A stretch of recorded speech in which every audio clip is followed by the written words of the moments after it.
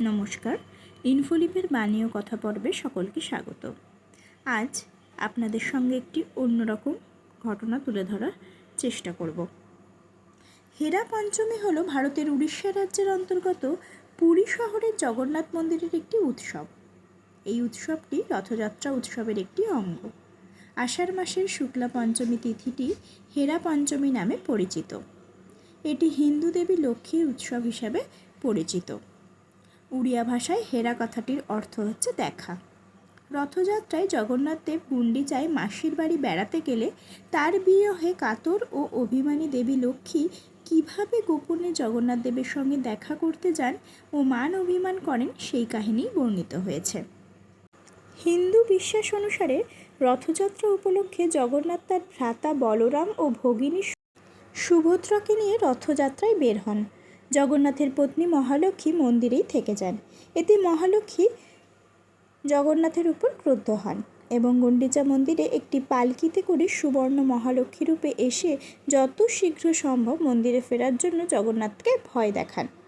মহালক্ষ্মীকে তুষ্ট করার জন্য জগন্নাথ তাকে আজ্ঞামালা উপহার দেন। মহালক্ষ্মীকে ক্রুদ্ধ থেকে সেবকদের গুন্ডিচার প্রধান দরজাটি বন্ধ করে দেন।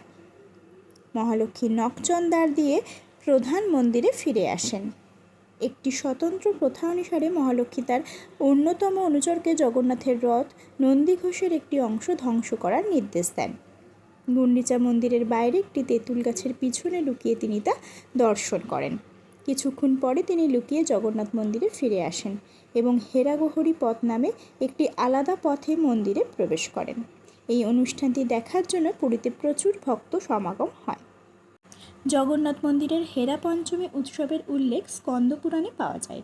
মন্দিরের ইতিহাস অনুসারে এই উৎসব শুরু হয়েছিল রাজা কপিলেন্দ্র দেবের রাজত্বকালে। তার আগে হেরা পঞ্চমী মন্ত্র উচ্চারণের মাধ্যমে প্রতীকী উপায়ে পালিত হতো। মালদা পাঁজি অনুসারে রাজা কপিলেন্দ্র দেব সেই প্রথার পরিবর্তে সোনার মহালক্ষ্মী মূর্তি গড়িয়ে বর্তমান উপায়ে উৎসবটির প্রচলন ঘটান। আজ এই সুন্দর ঘটনার মাধ্যমে দিনটি সমাপ্ত করলাম। সকলে ভালো থাকবেন, সুস্থ থাকবেন, আনন্দে থাকবেন। ঠাকুর, মা, স্বামীজি, গুরুদেবের চরণে প্রণাম জানাই। সকলকে শুভরাত্রি। ধন্যবাদ।